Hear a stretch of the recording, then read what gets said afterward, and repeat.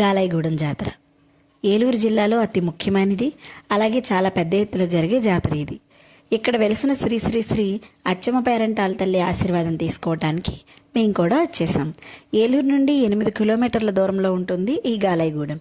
ప్రతి సంవత్సరం మాఘమాసంలో వచ్చే రథసప్తమి నుండి 9 రోజులు ఈ జాతర జరుగుతుంది.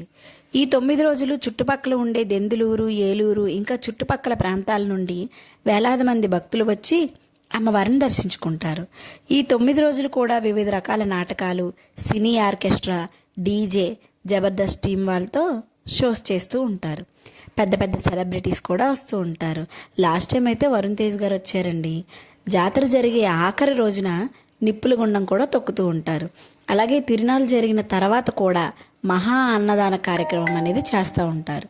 స్థల పురాణం విషయానికి వస్తే పూర్వం ఇక్కడ పరిపాలించే రాజుల కాలంలో చుట్టుపక్కల గ్రామాల నుండి ఫిర్యాదులు వస్తున్నాయి, కానీ ఈ గ్రామం నుండి మాత్రం ఎలాంటి ఫిర్యాదులు రావట్లేదని ఆరా తీశారంట.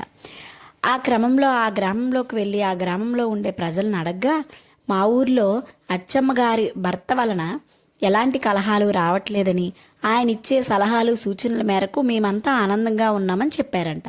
రాజు ఆ మాటలు విని ఆయన్ను తన వద్ద సలహాదారునిగా నియమించుకున్నాడంట. కొంతకాలానికి ఆయన మళ్ళీ తన స్వగ్రామానికి వచ్చేశారు. అతనంటే కిట్టని వాళ్ళు మరియు రాజుగారి సహాయంతో అచ్చమ్మగారి 3 అన్నదమ్ములతో కలిసి ఆయన్ని చంపేశారు. ఆయన తలను నరికి రాజుగారి కోట గుమ్మానికి వేలాడేశారంట. ఇంకా ఆ అచ్చమ్మగారు తన భర్త మొండెంతో ఆవిడ కూడా సతీసాగమనం పొందింది.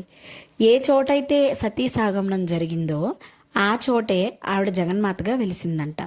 అప్పటి నుండి ప్రతి సంవత్సరం ఆవిడకి పసుపు కుంకుమలు ఇచ్చి ఆవిడని కొలిచిన వారికి ఆమె ఎప్పుడూ అండగా ఉంటుందని స్థల పురాణం చెబుతుంది. ఈ 9 రోజులు కూడా అంగరంగ వైభవంగా జరిగే ఈ జాతరకి మీరు కూడా వచ్చి అమ్మవారి ఆశీర్వాదం పొందండి. నైట్ టైం అయితే ఈ జాతరను చూడడానికి 2 కళ్ళు సరిపోవు. ఇంకా మేము మా పిల్లలు చాలా ఎంజాయ్ చేసాం. నేనైతే ఈ జాతరలో నాకెంతో ఇష్టమైన మట్టి గాజులు తీసుకున్నాను, చాలా బాగున్నాయి. మీకు ఈ వీడియో నచ్చినట్టయితే లైక్ చేయండి, షేర్ చేయండి, సబ్స్క్రైబ్ చేయండి.